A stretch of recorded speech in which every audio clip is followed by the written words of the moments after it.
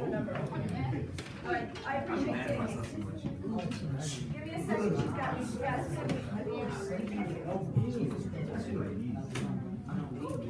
Look at this one.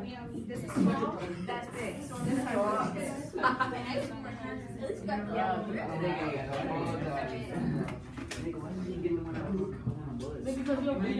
Oh, somebody looks at George. You can't do a bigger struggle.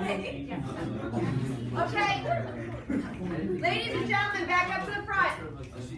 Okay. I gave you way more than the 2 minutes I said because I saw some people still working. All right.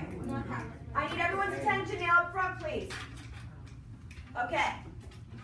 We're now going to go over this problem. I saw a lot of you did get it right, and the ones who, anybody who didn't, for the most part, there are two things I noticed happening, and I want to make sure that that doesn't happen on a quiz or a test.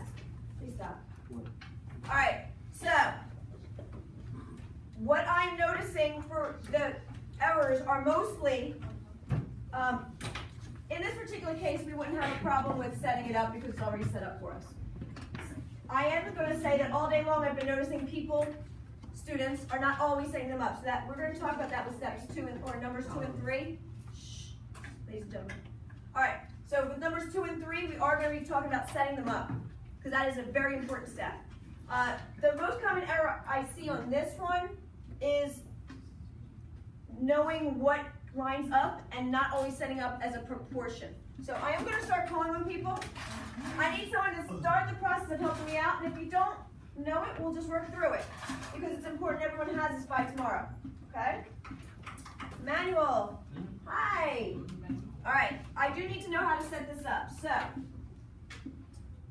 just for clarity, and I'm going to say this for you too, we've got a person and an unknown statue because it says unknown height of the statue. They already wrote the triangles for us. We need to know what that height is. All right, so Emmanuel. In general, how do proportions look? Do they look like square roots? Do they look like fractions? What do proportions look like? They look like fractions. Fractions. I heard someone try to whisper the answer to you. That was cute. All right, so all right, so we've got fractions. All right, we've got one fraction. Oh, I don't have it set up like that. Okay, I have one fraction equal to the second fraction. Okay, that is how we need to do 80% of the problems that we're going, maybe even like 90% of the problems that we do tomorrow on the quiz. You need to know your proportions. Only 90. Okay. We also have to know like the rules and stuff, like angle, things like that. We'll talk about that later. All right, so we set up like fractions. So Emmanuel, how would you begin setting it up?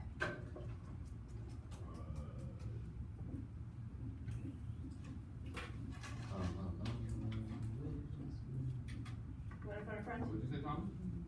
Large and small. Okay. All right. Thank you, Thomas. He's trying to help you out. He's saying large and small. Emmanuel. So help me out here. Which is the large figure, which is the small figure? Let's go there. The X is large. Okay, this is one, and I don't know if he was talking about large and small sides or large and small triangles, but we're going to break it all down. We've got a big triangle. We've got a little triangle. Do we all agree with that, I hope? Yeah. All right, anyone not see the big and little? Because that is important. We need to see that much too. Awesome. All right, and then we have to talk about, and Thomas, since you're helping him out, maybe you can help me out. What would you label as your small and big size? I'll label 4 not small, and then 2.4 small. All right. I mean, 2.5 is large, Okay. and then Thomas, I agree with you here. This is large and this is small because 2.4 is bigger than 1.8. Remember, if we're talking about height versus shadows or distance, which I'm not sure which one this one is, but if it's height versus distance or height versus shadow, then if the height is small here, then the height is going to be small here. So the system, the problem is never trying to trick you. There is always a consistency to it. All right, I'm going to pick another person to help me actually set up the actual numbers. So, Sayla. Okay. 2.4. 2.4, On the top. okay, normally I put small on top, but let's see here. If you put 2.4. Oh, wait. Yeah. You wanna put it on the bottom? No. Okay. What are you gonna put on the bottom? 4. 4. Alright. Go ahead. Oh, okay, and then 1.8 over x. Alright, actually I agree with you. I was giving you a hard time, but you're perfectly right. Alright, so what she's doing, if you guys did not see it, is she's doing, like I said, it doesn't specify if this is a shadow or not, but she's doing the small triangle to the big triangle, or the little to the big, which I agree with, and they're both the longer sides. Alright, and then she's doing the little to the big, and they're both the height. Alright, awesome start. Awesome start. I'm pretty proud of you guys. Now I need to start working this out. So to Shy, what's my next step? You do the cross. Cross multiply? I see you doing this like you're circling it in the air. Yes. You do this part. The cross multiply. So to Shy, help me out here. 2.4 times the x. That would be 2.4x. 2.4x. And I'm hoping you already did this part on your calculator, so you don't have to worry about it now. 7.2. Awesome to Shy. Alright, so we have like one more step. Who wants to finish this last part? Go ahead. Alright, 2.4 division. And we get x equals, what did it come to? 3. Alright. It actually kind of is easy. Alright, if you know how to set up your proportions, it's really easy. This is where the trickery is sometimes it's not always drawn for you. So let's look at number 2.